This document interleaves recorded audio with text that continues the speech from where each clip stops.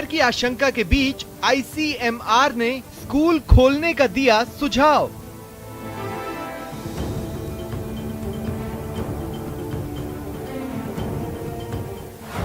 ICMR ने सबसे पहले प्राइमरी और फिर सेकेंडरी स्कूल खोलने का दिया सुझाव।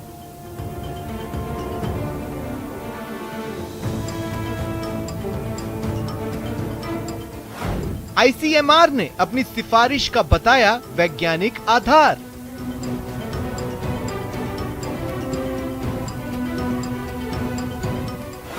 कुछ राज्यों में बड़े बच्चों के लिए खुल चुके हैं स्कूल, कुछ की चल रही है तैयारी।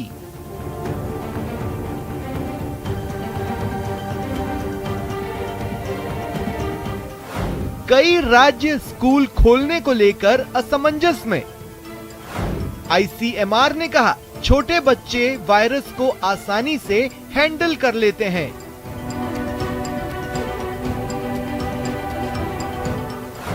बच्चों के लंग्स में वह रिसेप्टर कम होते हैं जहां वायरस जाता है। आईसीएमआर ने कहा, स्कूल स्टाफ पूरी तरह वैक्सीनेटेड हो तभी स्कूल ओपन हो। अब स्कूल चलें। नमस्कार, बहुत स्वागत है आपका। प्राइम डिबेट देख रहे हैं आप, आपके साथ में जेपी शर्मा। कोरोना की तीसरी लहर की आशंकाओं अनुमानों के बीच आईसीएमआर का ये कहना कि प्राइमरी स्कूलों को फिर से खोला जा सकता है थोड़ा डराता भी है और थोड़ा आशा भी बंधाता है। डर इसलिए है कि दूसरी लहर के तांडव ने सबको जान है तो जहान है का मंत्र कंठस्थ करा दिया था। और चिंता कम करने वाली बात यह है कि तीसरी संभावित लहर के बच्चों के लिए ही सबसे ज़्यादा घातक होने के अनुमान लगाए जा रहे थे।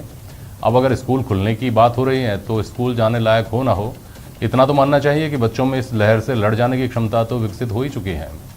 स्कूल खोलने को लेकर अभी निर्णय लिया जाना है, लेकिन आईसीएमआर के सुझाव के बाद इस पर व्यापक चर्चा छिड़ गई है कि क्या बच्चों के ऑनलाइन की एकाकी दुनिया से निकलकर दोस्तों के बीच पढ़ाई लिखाई करने के दिन लौट रहे हैं। आज इस पर बात करेंगे इन सवालों के जरिए कि कितना जोखिम भरा हो सकता है स्कूल खोलने का फैसला। होम आइसोलेशन में कब तक पढ़ेंगे देश के कर्णधार, और स्कूल खोलने के सुझाव का मतलब क्या ये निकाला जाए कि तीसरी लहर में बच्चों को खतरे की आशंकाएं अब निर्मूल साबित हो गई हैं।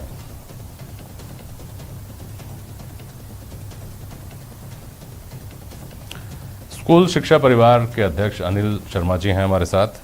सुशील शर्मा जी अभिभावक हैं। संजय पाराशर जी हैं, शिक्षाविद के रूप में पहचान रखते हैं, आप भी अभिभावक हैं। और डॉक्टर अनुराग सिंह जी हैं, आप पेडियाट्रिक्स के प्रोफेसर हैं। बहुत स्वागत करता हूं आपका। तो आप सभी का बहुत स्वागत है।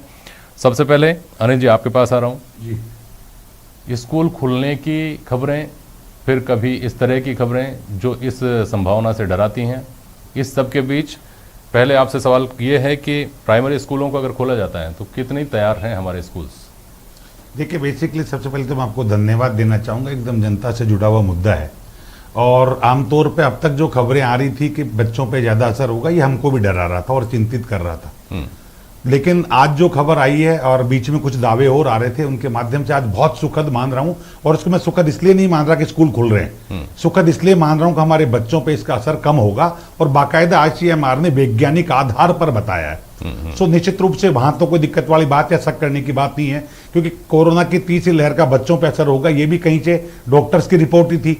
और अब वैज्ञानिक आधार पर कहा जा रहा नहीं होगा तो डेफिनेटली हमें मानना चाहिए, नंबर 1। अब जहां तक तैयारी की बात है तो सर क्या है कि वैक्सीनेशन में आम आदमी को डर लगने लग गया है। तो टीचर जहां आम आदमी की श्रेणी में आता है तो पढ़ा लिखा भी है, समझदार है, सबसे पहले वो लगाने की कोशिश करता है। और हमने क्या किया, संगठन लेवल पे एमएलए एमपी से रिक्वेस्ट करके स्पेशल शिविर्स लगाए हैं। तो मैं 100% तो नहीं कह सकता, पर मोर देन 80% के हमने पहली डोज लगवा ली है। कुछ जगह दूसरी भी हो गई है, स्टाफ की एक तरीका स्टाफ के। ये इसलिए नहीं की कि कोई स्कूल खुलेंगे कि नहीं खुलेंगे, हमारा बेसिक डर ये था कि ऑनलाइन एजुकेशन के चक्कर में उनको आपस में बुलाते हैं और वो आपस में 10-20 लोग बैठते हैं, तो कहीं ऐसा नहीं हो कि स्थिति किसी की बिगड़ जाए स्कूल पे या पेरेंट्स पे अनानी हो जाए। ये हो रहा है, 100% तो नहीं हुआ। अब ये जरूर है, खुलने के बाद में सरकार से रिक्वेस्ट और करूंगा कि साथ ही एक विशेष शिविर कोरोना वायरस मान के उनको फ्रंट वर्कर्स लगा दें और बेटर हो सकता है। साथ ही एक चीज और कहूंगा सर मैं विशेष रूप से, वो बच्चा हमारे लिए भी जरूरी है जी। अगर इसको आप हमारा व्यवसाय मानते हैं, रोजगार मानता, कुछ भी हो, तो निश्चित रूप से हम लोग खुद ही डरे हुए हैं कि किसी कीमत पे अनहोनी स्कूल के बीच नहीं हो, वरना सारा सिस्टम बिगड़ जाएगा। आज भी हमारी मीटिंग थी इन सब चीजों अखबार को पढ़ के, और उसमें एक चीज जरूर हम कहना चाहेंगे पेरेंट्स से भी कि वो वैक्सीनेट ज्यादा हो ले, क्योंकि आज दैनिक भास्कर में रिपोर्ट थी कि अगर पेरेंट्स हो गए, स्टाफ हो गया, तो बच्चों पे असर नहीं होगा। ठीक है सुशील जी, आपको मेरी आवाज सुनाई दे रही है? सुशील शर्मा जी,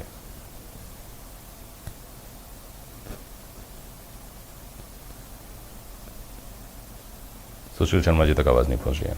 संजय पराशर जी, एक अभिभावक के तौर पर, शिक्षा जगत से जुड़े हुए एक व्यक्ति के तौर पर मेरा आपसे सवाल है। एक तरफ स्थितियां ये हैं कि 1-1.5 साल से बच्चे स्कूल नहीं गए हैं। अब ऐसा नहीं है कि बच्चा स्कूल में सिर्फ पढ़ने के लिए ही जाता है। अगर ऐसा होता तो प्राइवेट परीक्षाएं देने का भी एक ऑप्शन था। आप घर पे ट्यूशन पढ़ा लें, खुद पढ़ा लें, और फिर उसको 10वीं की परीक्षा सीधे प्राइवेट दिला दें। हम ये मानते हैं कि बच्चे का सर्वांगीण विकास होता है स्कूल में जाकर। वो उन लोगों के बीच में रहता है जो उसके हम उम्र हैं, उनसे उसकी दुनिया बनती है, जो दूसरा कोई व्यक्ति, दूसरा कोई समूह उसको उपलब्ध नहीं करा सकता, परिवार भी नहीं करा सकता। उससे वो बच्चा 1-1.5 साल से दूर है। अब एक तरफ तो ये स्थिति है, एक तरफ तो यूँ समझिए कि ये आवश्यकता है कि वो स्कूल जाए और वापस अपनी उस दुनिया में लौटे और अपने आप को जैसे हम तैयार हुए हैं उस तरह से तैयार करने का मौका उसको वापस मिले। दूसरी तरफ ये जोखिम है कि ऐसा करने में गाइडलाइंस को लेकर के, मैं डॉक्टर अनुराग सिंह जी आपके पास भी आऊँगा ये सवाल लेकर के, गाइडलाइंस को लेकर के इतनी गफलत है। कभी क्या थ्योरी आती है, कभी क्या थ्योरी आती है, कभी क्या थ्योरी आती है। हम इस पर रिलाय करें कि बच्चे ज़्यादा प्रतिरोधक क्षमता रखते हैं और उनको भेज दें, लेकिन कहीं कोई अनहोनी हो गई अगर, तो फिर बहुत बड़ी ऐसी एक परिवार के लिए इससे बड़ा दर्द नहीं हो सकता कि वो अपने बच्चों को खो दे। दूसरी तरफ ये आशंका है। इसके बीच में हम अपने आप को कहाँ खड़ा पाते हैं? डॉक्टर संजय पाराशर। धन्यवाद सर।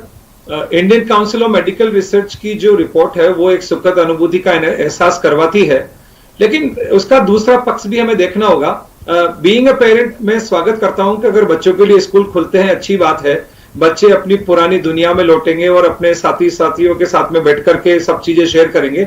लेकिन यहाँ ये ध्यान देने योग्य चीज है कि जो दोनों पेरेंट्स हैं, ये जो एज ग्रुप है, ये प्राइमरी के स्टूडेंट्स के लिए आईसीएमआर जो बात कह रही है कि प्राइमरी के स्कूल्स पहले खोले जा सकते हैं, ये वल्नरेबल ग्रुप है। ये स्कूल में सबसे वल्नरेबल ग्रुप होता है और इसके जो पेरेंट्स हैं वो 18 से 44 साल की उम्र के होते हैं। पहले हमें ये सुनिश्चित कर लेना चाहिए कि दोनों पेरेंट्स जो हैं वो वैक्सीनेटेड हैं। स्कूल एडमिनिस्ट्रेशन ये इंश्योर कर लें बच्चों के अराइवल से पहले कि बच्चे जिस ट्रांसपोर्टेशन से आ रहे हैं, वो जो ऑटो ड्राइवर है, जो वैन चालक है या बस ड्राइवर है, जो कंडक्टर है, क्या वो वैक्सीनेटेड हैं। बच्चे विभिन्न प्रकार के साधनों से, विभिन्न प्रकार के माध्यमों से जो है स्कूल को पहुंचते हैं। स्कूल ये सुनिश्चित कर ले, लिखित में स्कूल प्रशासन अभिभावकों को ये अवगत करवा दे कि उनके यहाँ पे बच्चों की सुरक्षा चक्र जो है उससे कोई समझौता नहीं किया जाएगा और बच्चों को शुरुआत में 50-50% ही आप बुलाएं, वहां पे अल्टरनेट डेज में बुलाएं, समय सीमा जो है वो कम रखें। लेकिन इसके इतर मेरा एक सुझाव है कि आईसीएमआर की अपनी मापदंड है और आईसीएमआर ने अपने सुझाव दिए हैं, लेकिन अगर 10th और 12th की जो क्लासेज, जो बोर्ड की क्लासेज है, उनको अगर हम पहली प्रारंभिक रूप से उनको बुलाएं और उनके लिए समय अंतराल स्कूल में कम रखें, अल्टरनेट डेज में बुलाएं या 50-50% बुलाएं, और उसके बाद अपन ग्रेजुअल तरीके से बाकी की क्लासेज को बुला सकते हैं। मेरा ऐसा मानना है अगर इस तरीके से हम लोग स्कूल खोलना चाहते हैं तो ये एक स्वागत योग्य कदम होगा। तो बिल्कुल बहुत बेहतर कदम होगा। सुशील शर्मा जी कुछ कहना चाह रहे हैं, बोलिए। सुशील जी बोलिए, आपको मेरी आवाज आ रही है तो बोलिए।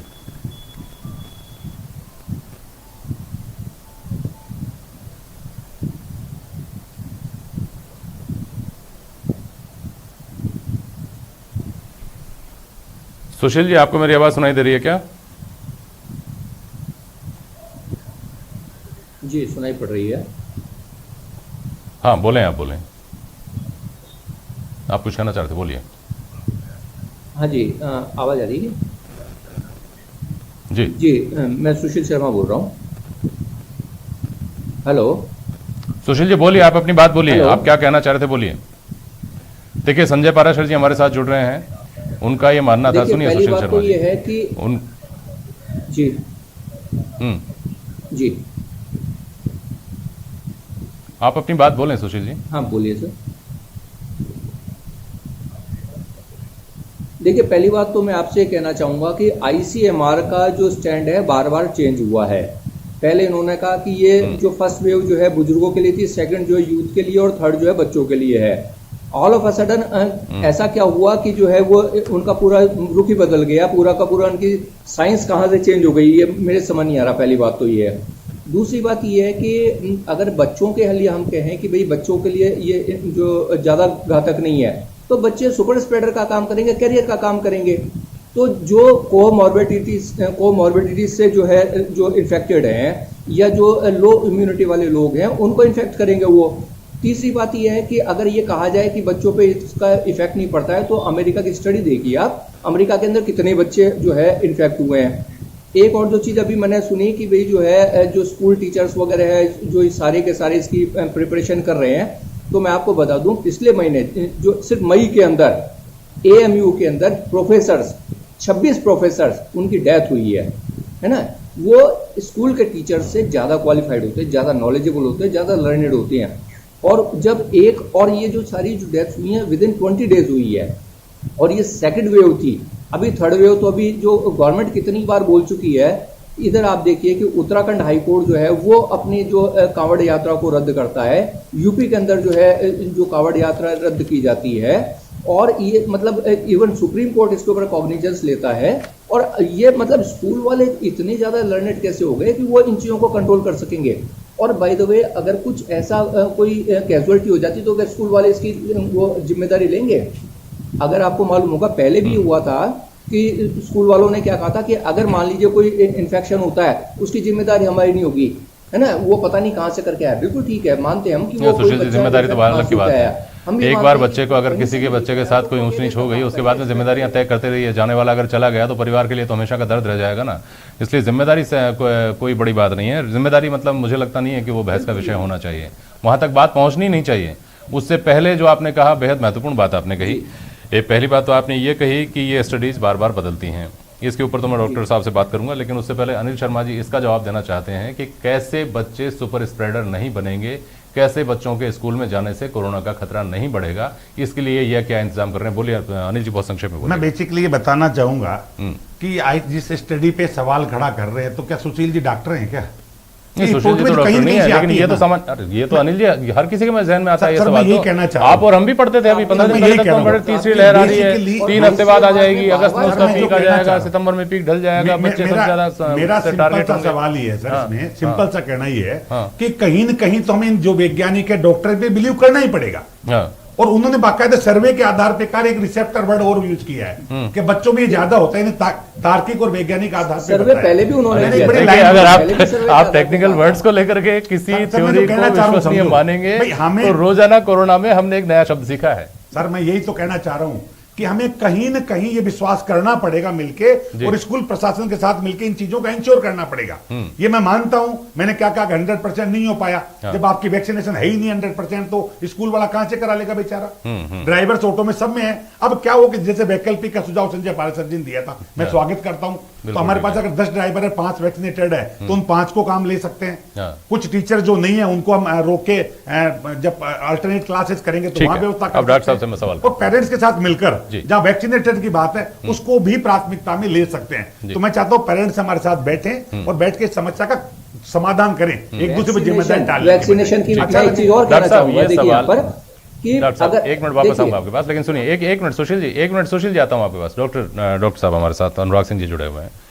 आज डॉक्टर साहब सबने जब ये खबर पढ़ी अखबारों में, कल जब ये खबर सामने आई, उसके बाद ये सबको चौंकाने वाली बात थी कि अभी तक तो यही सुनते हुए आ रहे थे लगातार कि तीसरी लहर बच्चों के लिए खतरनाक होगी, तीसरी लहर में बच्चों को का खास ख्याल रखना पड़ेगा, तीसरी लहर घातक इस मायने में भी होगी कि बच्चों को हम चूंकि उस तरीके से नहीं समझा सकते जैसे हम खुद कोशिश कर सकते हैं प्रिकॉशन लेने की, तो तीसरी लहर को लेकर के डर बैठा हुआ था और बच्चों के हवाले से बैठा हुआ था। अब ये आ रहा है सर्वे के साथ बच्चे तो सबसे ज़्यादा सुरक्षित हैं, उनके तो लंग्स में रिसेप्टर उस तरह के जो हैं वहाँ तक पहुँचता नहीं है ये वायरस। इस तरह की खबरें आती हैं, विरोधाभास स्वाभाविक रूप से सामने आना ही था। डॉक्टर साहब, डॉक्टर अनुराग सिंह जी नमस्कार। और सबसे पहले तो आपको बहुत मुबारकबाद कि आपने एक सोशल अवेयरनेस के लिए बहुत ही इंपॉर्टेंट और सामयिक विषय पर चर्चा आप कर रहे हैं और सही समय पर कर रहे हैं। देखिए, स्कूल खोलने का या नहीं खोलने का फैसला तो सरकार लेगी जी, बिल्कुल, लेकिन मैं आपको स्टडी के माध्यम से ये बता दूं कि जो स्टडी की चर्चा बात हो रही है और जो साइंस ऑफ कोरोना की बात हो रही है, जो रिसेप्टर की बात हो रही है उसको थोड़ा सा ब्रीफ में आपको समझाऊंगा। जी। ये जो रिसेप्टर है ये एंजियोटेंसिन कन्वर्टिंग एंजाइम 2 जिसके माध्यम से कोरोना वायरस लंग्स में प्रवेश करता है वो रिसेप्टर है।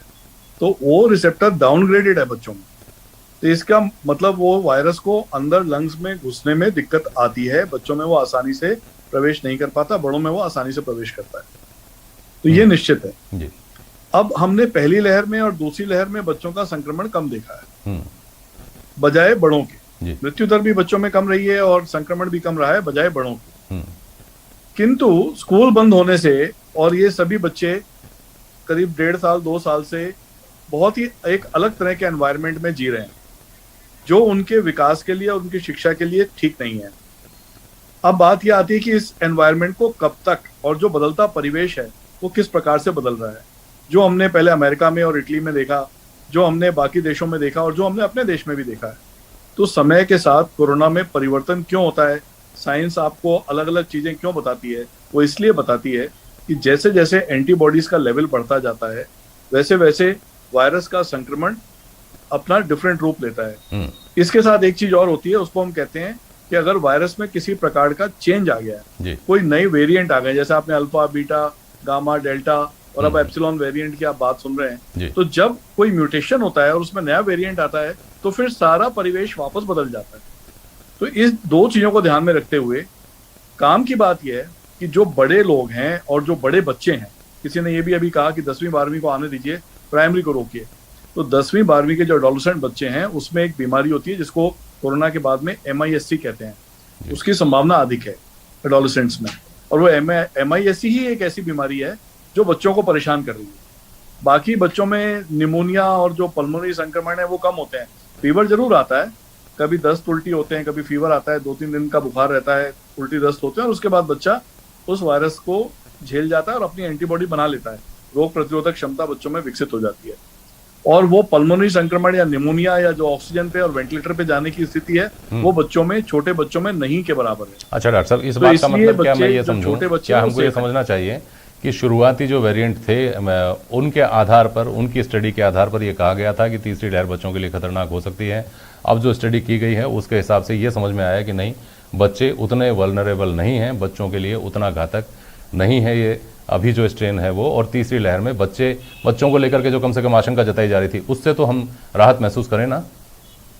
जी बिल्कुल राहत महसूस करें। बच्चों के लिए जो आशंका थी कि तीसरी लहर में बच्चे ज्यादा संक्रमित हो सकते हैं एक वेरिएंट चेंज होने की वजह से, ये अब आप इसके लिए इतने परेशान ना हो। लेकिन मैं ये जरूर कहना चाहूंगा कि एंटीबॉडीज का लेवल, हम वैक्सीनेशन की बात करते हैं, लेकिन अगर हम एंटीबॉडी टेस्ट करा लें तो जहां 60% 67% लोग एंटीबॉडी पॉजिटिव है, जो ICMR की स्टडी है वो एंटीबॉडी लेवल पे की गई है कि किसके अंदर रोग प्रतिरोधक क्षमता डेवलप हो चुकी है और किसके अंदर रोग प्रतिरोधक क्षमता डेवलप नहीं हुई है। हाँ। वो एंटीबॉडीज लेवल अगर हम करा लें तो हमें मालूम चलेगा कि बहुत से बच्चे हैं जिनके अंदर आज भी एंटीबॉडीज प्रेजेंट हैं और उनको कोरोना वायरस के संक्रमण का खतरा बहुत कम है। इसी प्रकार से ये तो यूनिवर्सली होना ही चाहिए, जो प्रिकॉशंस हैं, जो सोशल डिस्टेंसिंग है वो स्कूल में अच्छी तरह मेंटेन हो, सभी वैक्सीनेटेड हो या उनके एंटीबॉडी लेवल हाई। अच्छा, तो हम एंटीबॉडी टेस्ट करा के भी पता कर सकते हैं। कई लोगों को शायद वैक्सीनेशन की उतनी सेकंड डोज की भी जरूरत नहीं होगी अगर उनका एंटीबॉडी लेवल बहुत अच्छा है, लेकिन स्कूल जाने से पहले हम अपने बच्चों का अगर एंटीबॉडी लेवल करा लें तो हम अपने आप को थोड़ा सेफ समझ सकते हैं। ठीक है डॉक्टर साहब, जो विशेषज्ञ हैं आप लोग, उनमें से बहुत लोग ये कहते हैं कि 60%, बहुत लोग कहते हैं 70% लोगों को अगर एंटीबॉडीज डेवलप हो गए हैं तो हम ये मान लेते हैं कि साहब हर्ड इम्यूनिटी अब आ गई है। तो अब जो ये सर्वे आया है, सीरो सर्वे, उसमें कहा जा रहा है कि जिन्होंने वैक्सीन नहीं ली उनको भी 67% लोगों को एंटीबॉडी उनके शरीर में पाई गई है, जिन्होंने वैक्सीन नहीं ली उनको भी। तो क्या हम ये मान सकते हैं कि हर्ड इम्यूनिटी आ चुकी है या हम उसके आसपास पहुंच चुके हैं? हम हर्ड इम्यूनिटी को 67% पे नहीं मानेंगे, 80 to 90% चाहिए हर्ड इम्यूनिटी के लिए। स्पेशली अगर कोई इलनेस ऐसी है जिसका संक्रमण तेजी से फैलता हो और जो घातक हो, तो उसमें 90% पे हम जाके हर्ड इम्यूनिटी को मानेंगे। 67% पे अभी हम सेफ नहीं है, ट्रांसमिशन नहीं रुकेगा इससे। 90% पे जाने के बाद में ट्रांसमिशन रुकेगा, तो अभी थोड़ा डिस्टेंस बाकी है। ठीक है। और ये तो वो आंकड़ा था जो जिन लोगों ने वैक्सीन नहीं लगवाई है। जिन्होंने वैक्सीन लगवा लिया है उन लोगों में 80%, 87% कुछ इस तरह के भी आंकड़े हैं। मतलब हम ये मान करके चल सकते हैं क्या डॉक्टर साहब ये अनुमान है सिर्फ, मैं आपसे कोई गारंटी नहीं मांग रहा हूं कि हम जो तीसरी लहर को लेकर के खौफ में थे, सिहरे हुए थे और ये मान करके चल रहे थे कि साहब तीसरी लहर आएगी और दूसरी लहर जैसी हो गई या इससे ज़्यादा खतरनाक हो गई तो फिर जीना मुश्किल हो जाएगा, फिर उसको लेकर के किस तरह की चिंताएं थी हम सब जानते हैं। तो क्या ये सीरो सर्वे हमको उस चिंता से थोड़ी सी राहत देता है? अनफॉर्चुनेटली नहीं देता। उसका कारण ये है कि ये बड़ी एक डायनेमिक डिजीज है और हम ये नहीं कह सकते कि कौन सा वेरिएंट उन एंटीबॉडीज से रुकेगा या नहीं रुकेगा, या वैक्सीन रिक्वायर्ड डिराइव्ड एंटीबॉडीज हैं या नेचुरली एक्वायर्ड एंटीबॉडीज हैं, दोनों में से कौन सी एंटीबॉडी का लेवल और किस तरह का लेवल अगले वेरिएंट को रोक पाएगा, ये कहना अभी संभव नहीं है। So we have to keep our fingers crossed. और मैं फिर एम्फोसाइज करना चाहता हूँ कि हमको प्रिकॉशंस नहीं छोड़ने हैं, हमको आगे बढ़ना है, हमको अपनी सामान्य दिनचर्या में आना जरूर है, लेकिन हम अगर मास्क छोड़ देंगे, हम अपने प्रिकॉशंस छोड़ देंगे ये सोच के कि अब दुनिया जहान सेफ हो गया है, तो प्लीज ऐसा बिल्कुल मत करिए। अपने प्रिकॉशंस को अपनी जगह पर रखिए और अपनी सेफ्टी आप ही के हाथ में है। अगर आप अपना मास्क पहनेंगे, अगर आप हैंड वॉशिंग करेंगे, तो आज मैं देखता हूँ बाजार में बहुत बच्चे घूम रहे हैं, मैं देख रहा हूँ होटल्स में भी बच्चे देखने को मिल रहे हैं, शॉप्स पे बच्चे देखने को मिल रहे हैं, तो फिर स्कूल में क्यों नहीं? वो एक अलग इशू है। लेकिन अगर स्कूल में भी हम प्रिकॉशन छोड़ देंगे, अगर मास्क नहीं लगाएंगे उन बच्चों के या डिस्टेंसिंग नहीं करेंगे या हमारा स्टाफ संक्रमित होगा, तो फिर बात नहीं बनेगी। हमें ये प्रिकॉशन तो अपने लेने ही पड़ेंगे, बच्चे हमारे होते हैं, तो प्लीज मास्क और जो सेफ्टी मेजर्स हैं उनको अपनाएं, बिल्कुल, और बहुत कठोरता के साथ उन मेजर्स को अपनाएं। सरकार को बहुत जल्द इस बारे में फैसला लेना है। इस तरह की संभावना है कि अगले एक आध दिन में इस बारे में कोई फैसला हो सकता है। देखते हैं क्या होता है उसमें। बहुत शुक्रिया आप सभी का आज प्राइम डिबेट में शामिल होने के लिए। आज के लिए बस इतना ही। नमस्कार।